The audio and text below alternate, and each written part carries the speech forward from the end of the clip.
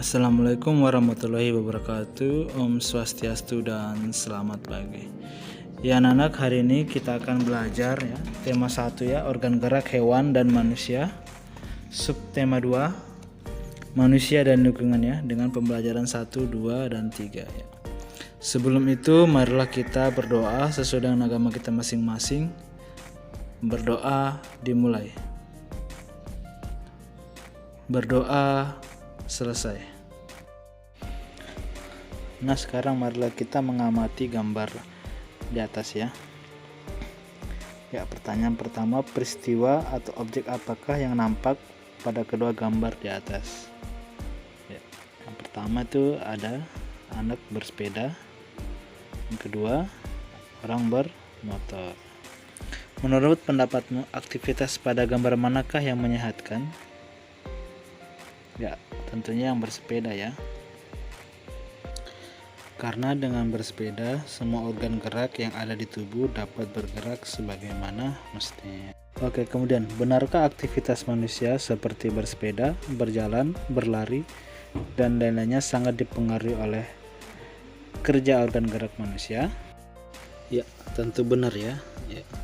Karena segala aktivitas manusia yang tidak diam itu pasti dipengaruhi oleh kerja organ gerak manusia. Salah satu kegiatan yang disukai Benny saat hari libur adalah bersepeda menyusuri jalan pedesaan. Udara di pedesaan masih segar karena masih banyak pohon dan masih sedikit polusi. Kegiatan Benny ini tentunya dapat bermanfaat bagi kesehatan. Dengan bersepeda rutin, semua organ gerak yang ada di tubuh dapat bekerja sebagaimana mestinya. Coba perhatikan, pernahkah badanmu terasa pegal dan kaku setelah duduk diam beberapa saat? Ya, karena pada saat duduk diam dalam waktu yang lama, organ-organ gerak pada tubuh tidak bekerja sebagaimana mestinya. Ya, sekarang coba kamu amati aktivitasmu sehari-hari. Saat kita berjalan, mengapa kaki kita bisa bergerak, mengapa juga tangan kita bisa berayun, memegang, dan menggenggam. Ya, kaki dan tangan kita bisa bergerak karena pada kaki dan tangan kita terdapat tulang dan otot. Tulang dan otot inilah yang bisa menggerakkan tangan dan kaki kita. Tangan dan otot merupakan alat gerak. Organ gerak pada hewan dan manusia memiliki kesamaan.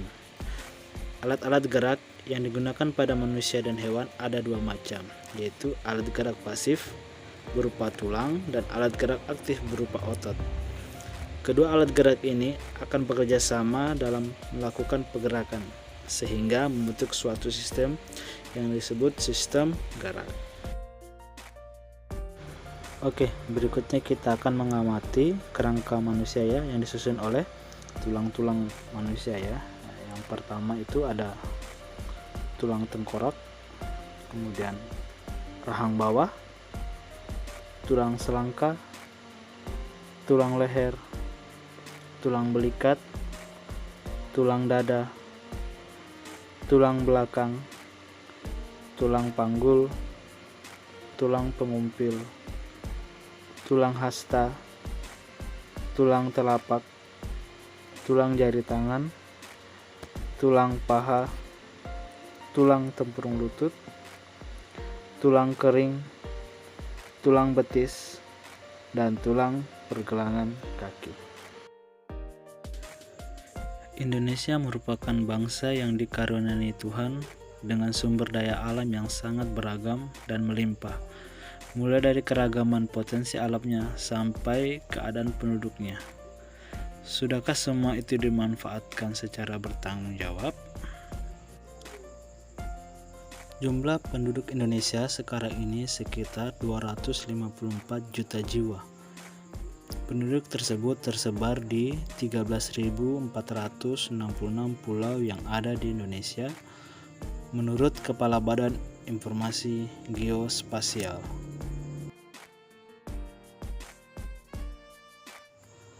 Masing-masing pulau atau wilayah memiliki beragam suku, adat, budaya, ras, agama, dan golongan. Dari sekian banyak penduduk tersebut juga terdiri atas beragam latar belakang, pendidikan, ekonomi, sosial, dan budaya. Sekarang kalian perhatikan peta kepadatan penduduk ya. Pulau dengan berwarna orange dan merah itu menunjukkan tingkat kepadatan yang tinggi. Pulau yang paling padat penduduknya yaitu Pulau Jawa. Jawa Barat lebih dari 40 juta jiwa, sedangkan Jawa Tengah dan Jawa Timur antara 13 juta sampai 39 juta jiwa. Pulau yang sedikit penduduknya yaitu Papua. Hal ini ditunjukkan dengan warna hijau tua. Selain Papua, ada beberapa daerah yang jarang penduduknya, seperti Kalteng, Sulawesi, dan Maluku. Untuk daerah yang berwarna kuning, di sini cukup padat penduduknya yaitu antara 6 sampai 12 juta jiwa. Sekarang kita akan membahas nilai-nilai luhur yang terkandung di dalam Pancasila. Nilai luhur sila pertama yaitu bebas memeluk agama dan menjalankan ibadah, rajin beribadah, tidak memaksakan agama kepada orang lain, menghormati orang lain yang sedang beribadah, dan merayakan hari besar agamanya. Kemudian nilai luhur sila kedua, berteman tanpa membeda-bedakan latar belakangnya, tidak berpihak ketika menyelesaikan masalah, menjenguk orang sakit, saling membantu orang yang kesusahan. Nilai luhur sila ketiga yaitu gotong royong, kerja kelompok, mempelajari kebudayaan dari daerah lain, mencintai kebudayaan asli daerah sendiri, mencintai produk-produk buatan dalam negeri. Kemudian nilai luhur sila keempat yaitu pemilu, musyawarah untuk mufakat, pemilihan kepala desa, menghargai pendapat orang lain, tidak memaksakan kehendak kepada orang lain, melaksanakan keputusan bersama secara ikhlas dan bertanggung jawab. Dan yang terakhir, nilai luhur sila kelima, memiliki kedudukan yang sama di mata hukum, melaksanakan pembangunan, dan menikmati hasil-hasil pembangunan nasional secara bertanggung jawab. Kemudian ini ada tugas untuk kalian. Tugas pertama itu di halaman 60 dan 61. Dan tugas kedua itu di halaman 68 ya. Ini referensinya bisa kalian cari di internet atau di Google ya. Kemudian tugas 3 itu di halaman 77. Kemudian tugas keempat itu di halaman 84 ya. Kalian isi itu apa nilai-nilai luhur yang terkandung dalam Pancasila ya. Kemudian batas kumpul tugas itu hari Sabtu ya, tanggal 31 Juli 2021. Baik anak-anak, demikianlah pembelajaran kita pada hari ini. Kurang dan lebihnya mohon dimaafkan. Assalamualaikum warahmatullahi wabarakatuh. Om Swastiastu dan selamat pagi.